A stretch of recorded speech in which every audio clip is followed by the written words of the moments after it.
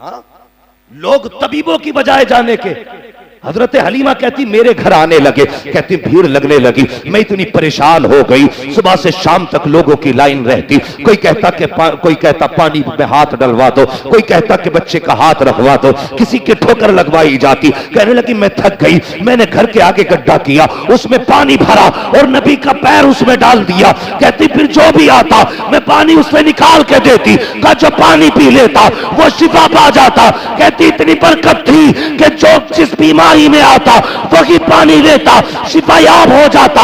आला हजरत कहते हैं जिनके तलबों का धोबन है, आबे हयात है, वो जाने मसीहा हमारा आनंद।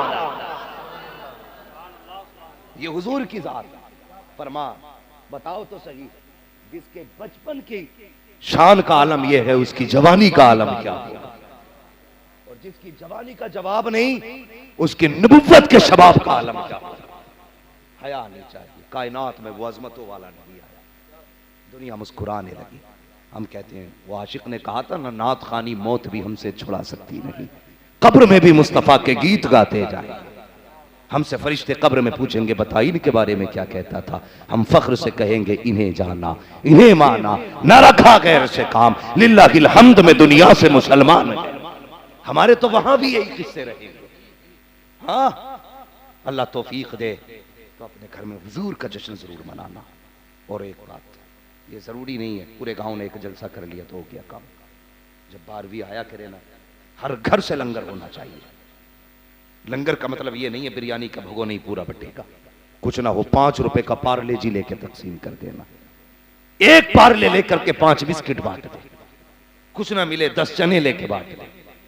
मिलाद वाले दिन जरूर लंगर चलना है, खर्च जरूर करना। इसलिए कि शेख वलीउल्लाह मुहद्दिस देहलवी रहमतुल्लाह तआला अलैह फरमाते मैं हर साल हुजूर के मिलाद का लंगर चलाया करता था, बड़ा लंबे खर्चे मेरे रहते थे। फरमाते कहने फिर जिंदगी में वो दिन भी आया मेरे घर में कुछ था ही नहीं, और 12वीं का दिन आ गया। कहने लगे जब कुछ नहीं था मेरे घर में कुछ चने रखे हुए थे, मैंने हुजूर के नाम पे वही तकसीम कर दिए।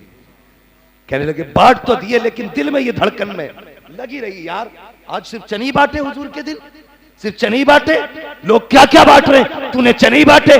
कहते रात को सोया ख्वाब में मुस्तफा नजर आ गए,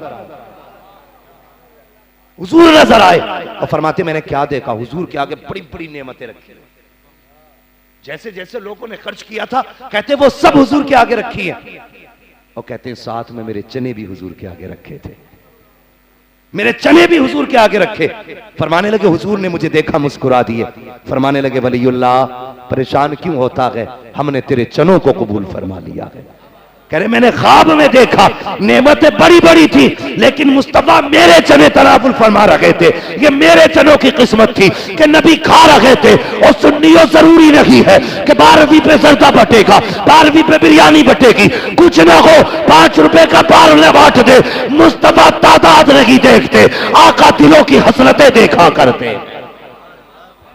नारे तकबीर, नारे रिसालत, सरकार की आमद, दिलदार की आमद, जश्न ईद मीलादुन नबी, नारे तकबीर। अल्लाह सलामत रखे उन लोगों को जिन्होंने ये जलसा कराया, अल्लाह बरकत दे उन भाइयों को जिन्होंने 12वीं पे हुजूर का जश्न मनाया। हाँ, ये सिर्फ बरेलवियों का तरीका नहीं है, ये 1400 साल से हुजूर का मिलाद चलता चला रहा है। हाँ, तारीख आप पढ़ो ना, ये गधे हैं जो कहते हैं जी ये बताओ कोई सबूत हो, तो गधे हैं, इन्हें कुछ आता ही नहीं है। गधा भी इनसे अच्छा होता, उसे पता है हुजूर कौन है, इन्हें तो गधा कहना भी गधे की तौहीन है। हाँ, ये सच्ची बात है। हाँ, गधे की तौहीन है इसलिए कि उसे पता है मेरे हुजूर क्या है, लेकिन इसे नहीं पता खन्नास को मेरे हुजूर कौन। हाँ, आप पूरी तारीख पढ़ डालिए, 600 साल या 900 साल सल्तनत उस्मानिया रही है।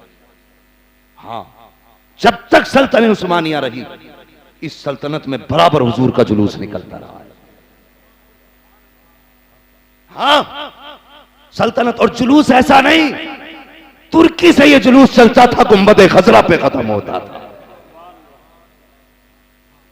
आज गलियों में घूम जाए तो कलेजे फटते, कह रहा शिर के बिदअत है। और कुछ गधे इनके साथ होके कहते हैं हमें कोई मतलब नहीं, हम तो अल्लाह रसूल को मानने वाले लोग। वाह भाई वाह, ये पूरी एकता पार्टी लिए घूम रहा है। जी याद रखिए, मैं तजर्बा मेरा, जिसमें जरा सी भी नरमी आ गई ना, फिर वो बचा नहीं है, वो पक्का देवबंदी बना है। जिसके दिमाग में इतनी बात आ गई जी हमें थोड़ा सा भाई हम नहीं जानते मसलक वसलक को, जिसने इतना कह दिया ना या मुझे दोनों ही अच्छे लगते हैं, समझ लो वो गया। वो खानकाह है जिनके बाप दादाओं के इशारों पे मौसम बदलते रहे, आज वो देवबंदी बन गए। कैसे? इसलिए उन्होंने कहा जी हमारे यहां सब आते हैं, सब आते हैं, हम तो सबको देखते हैं। वो इस सब में खुद भी चले। बच्चे वही हैं जिनका अपना उसूल है, यही है कि उन्हें जाना, उन्हें माना, न रखा गैर से काम, लिल्लाहिल हम्द में दुनिया से मुसलमान गया। अगर बचना चाहते हो ना इस दौर में, तो मसला की आला आदत के पाबंद रहो। मैं पक्की बात बता रहा हूं, मुझे मतलब नहीं है बरेली से मेरा कोई हिस्सा नहीं आता है, वहां की दरगाह में मेरा कोई पैसे का कोई बेनिफिट का कोई परसेंटेज नहीं है। कोई बुराई करे मेरे बाप का कुछ नहीं जाता, कोई भलाई करे मुझे कुछ नहीं मिलता, लेकिन जो हक है वो बोल रहा हूं। जन्नत में वही जाएगा जो आला हजरत के दामन से बंधा होगा। ये इस दौर की पक्की पहचान है। जिसने आला हजरत को छोड़ दिया समझ लो गया। हाँ गया। जैसे वलियों के मामले में जो कहता मैं गौस पाक को नहीं मानता, समझ लो छिन गई। ऐसे ही जो कहता मैं आला हजरत को नहीं मानता, समझ लो अकीदा गया, इब्तदा हो जाती है। वो कहा था ना कि मेरे से मेरी गर्दन पे गौस पाक का कदम नहीं है। गौस पाक वहीं से सुन के कहने लगे अगर मेरा कदम नहीं तो जा फिर खिंजीर का कदम है। हाँ फिर दुनिया ने देखा था तो वली कुतुब था अपने वक्त का, लेकिन लड़की के इश्क में आकर के उसने कहा चलो मैं शादी तो कर लूंगी, थी ईसाई तो शादी कर लूंगी, लेकिन तुम्हें मेरे ये जानवर चराने पड़ेंगे। और उसने एक जानवर का बच्चा उठा रखा था लड़की ने, तो मोहब्बत में ये भी गए ये मुझे भी दे दे, इन्होंने भी उठा के गर्दन पे रख लिया। जब गर्दन पे रखा तो मुरीद समझ गए कि हजरत अब जा चुके, जबरदस्ती लेके गौस पाक की बारगाह में गए। लोगों ने कहा सुनो मसला कुछ और है। कहा क्या? कहने लगे कि ये तुम्हारा पीर है। जो बगदाद के लोग थे वो कह रहे हैं कि तुम्हारा पीर है। कहा हाँ। कहा इसने ये कहा था कि मेरी गर्दन पे गौस पाक का कदम नहीं। कहा कहा तो था हमारे पीर साहब ने। तो कहने लगे हमारे पीर ने उस दिन कहा था जिसकी गर्दन पे मेरा कदम नहीं उसकी गर्दन पे सूअर का कदम। कहने लगे ये बचेगा नहीं, अगर इसे बचाना है तो गौस पाक से माफी मांगनी पड़ेगी। हाँ विलायत भी छिन गई, ईमान पे बारी आ गई, खिंजीर कंधे पे रखा, गौस पाक की बारगाह में लेके गए। तो उसने कहा यार अब ऐसे नहीं, मुजरिम बना के लेके चलो। कहा कैसे? कि मुजरिम कभी हाथ बांध के नहीं जाया, हाथ खोल के नहीं, मुजरिम हाथ बांध के जाते हैं। हाथ बांधे गए पीछे को, गौस पाक की बारगाह में लेके गए। मेरे गौस ने फरमाया तूने कहा था ना कि मेरी गर्दन पे गौस का कदम नहीं। बस शर्मिंदा होकर कहने लगे हुजूर माफ कर दो। फरमाया जा माफ किया। इतना कहना था, विलायत भी लौट आई, करामत भी लौट आई। अगर कोई वली ये कह दे मैं नहीं जानता गौस पाक को तो विलायत गई। अगर कोई सुन्नी ये कह दे मैं नहीं जानता आला हजरत को तो समझ लो अकीदा ही चला गया। ये याद रखना, मैंने तुमसे पहले कह दिया, कोई ये ना कहना कि बरेलवी था अकीदत में कह गया। हकीकत में कह के जा रहा हूं, हकीकत में कह के जा रहा हूं। बच्चों से कह के मरना, आला हजरत का दामन मत छोड़ना, वरना कोई दोज़ख में गया तो मेरे बाप का कुछ नहीं जाएगा, जन्नत मिल गई तो मेरे हिस्से का कुछ नहीं छीनेगा। बस इस उम्मत को हुजूर ने बड़ी रो रो के बनाया, बहुत आंसू बहाए हैं इस उम्मत के लिए, फिर भी उम्मत दोज़ख में जाए मेरे हुजूर को दर्द होगा। इसलिए मैं चाहता हूं कि बस हुजूर से प्यार करो, हुजूर से वफा करो।